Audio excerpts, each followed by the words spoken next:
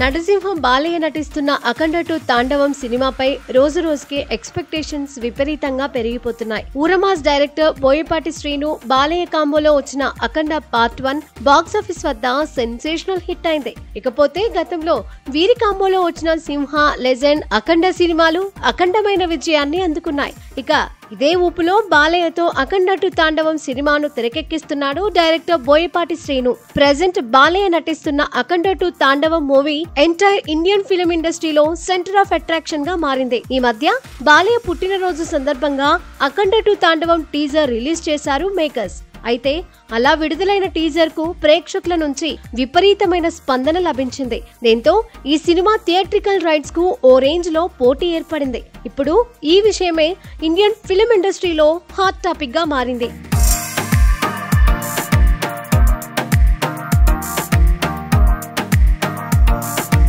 ఇప్పటికే ఎవరెవరికి ఏ చోట్ల థియేట్రికల్ హక్కులను కేటాయించాలనే విషయంపై మేకర్స్ దృష్టి పెట్టినట్లుగా ఇండస్ట్రీలో చర్చించుకుంటున్నారు.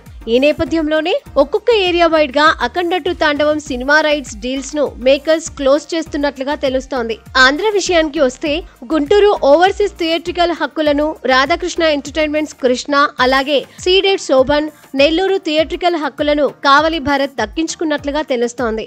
ఇంకోవైపు ఈస్ట్ గోదావరి విజయలక్ష్మి సినిమాస్, తమిళనాడు నాని వెంకట్, మరోవైపు కర్ణాటకలో అఖండ 2 థియేట్రికల్ హక్కులను కుమార్ ఫిలిమ్స్ సొంతం చేసుకున్నట్లుగా ఫిలిం నగర్ లో ఓ రేంజ్ లో వార్తలు వైరల్ అవుతున్నాయి. అయితే వీటిపై మేకర్స్ త్వరలో అఫీషియల్ గా అప్డేట్ ఇవ్వనున్నట్లుగా తెలుస్తోంది.